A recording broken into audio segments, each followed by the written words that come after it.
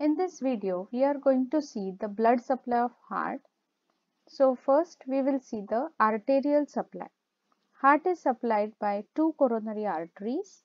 Coronary meaning forming a crown on the heart. So the right and left coronary arteries. Now how to see the branches? We will learn by drawing the diagram. To draw the heart, first we will make a C. This is the right atrium. Almost horizontal is the inferior border and this is the convex left border of the heart. Now we make the pulmonary trunk which arises from the right ventricle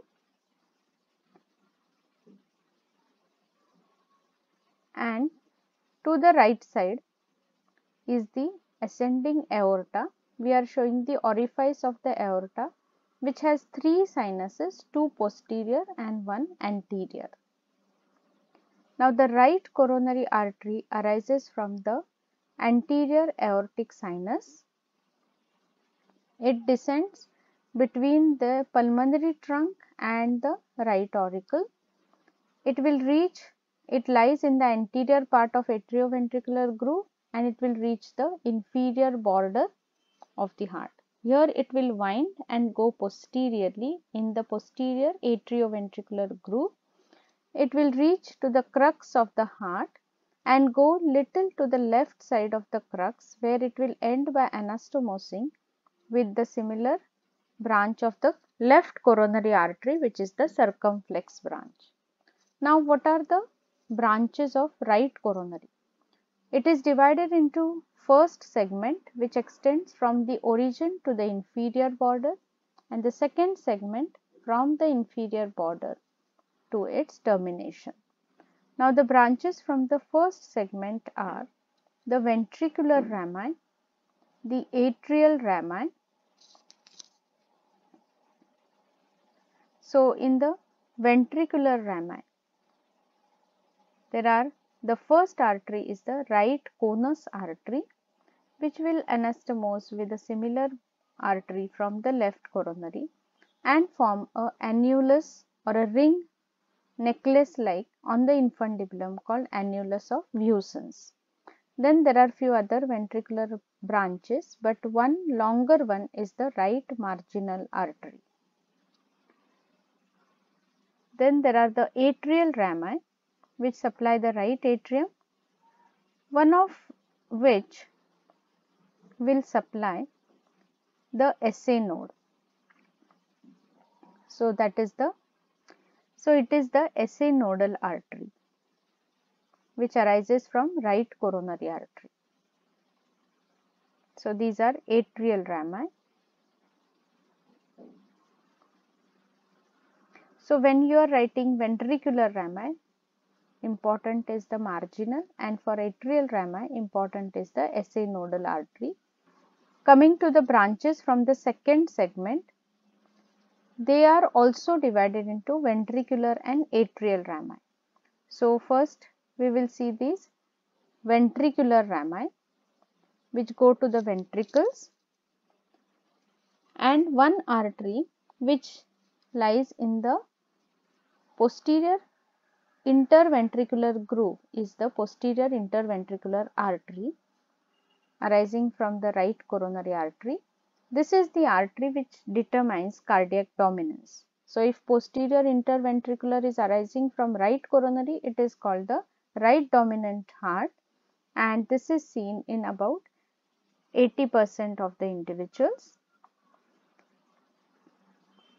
So while describing ventricular rami, important one is the posterior interventricular branch. Then coming to the atrial rami which supply the posterior part of the right atrium.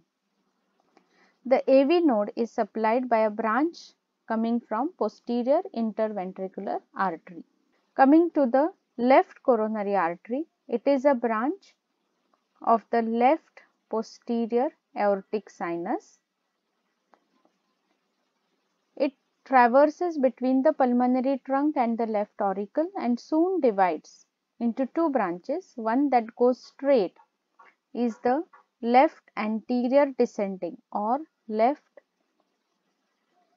or anterior interventricular artery, which lies in the anterior interventricular groove, runs up to the apex, winds around the apex, and then goes in the posterior interventricular groove to end by anastomosing with the similar branch of the right coronary artery. Now the next branch is the circumflex branch, which will go in the posterior atrioventricular or the coronary sulcus, and it will end by anastomosing with the right coronary. This anterior interventricular will give first, that is left conus artery, which will anastomose with the similar and form annulus of Wissens. It will also give septal branches, which will supply the antero-superior 2/3 part of the interventricular septum. It will give ventricular branches, one of which is longer, is called the diagonal artery. So, left coronary artery, it divides into anterior interventricular, which gives ventricular rami, a longer one is diagonal artery, the left conus artery, and the septal branches.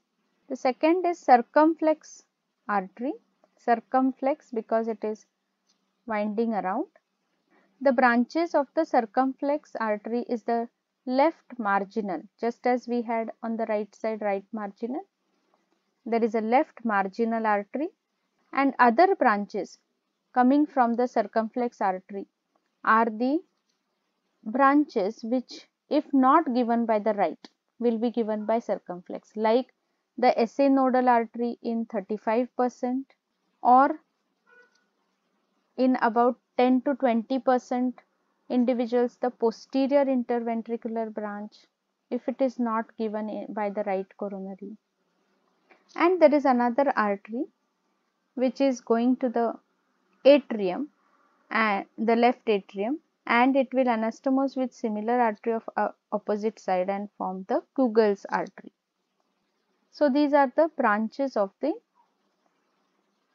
right and left coronary arteries. To summarize the blood supply by each artery, so the right coronary artery supplies right atrium, the right ventricle, and the interventricular septum, its postero-inferior 1/3 part, whereas the left coronary will supply left atrium, left ventricle, and the antero-superior 2/3 part of the interventricular septum. This is the summary of the blood supply, and in this way you will also have to write the dominance pattern.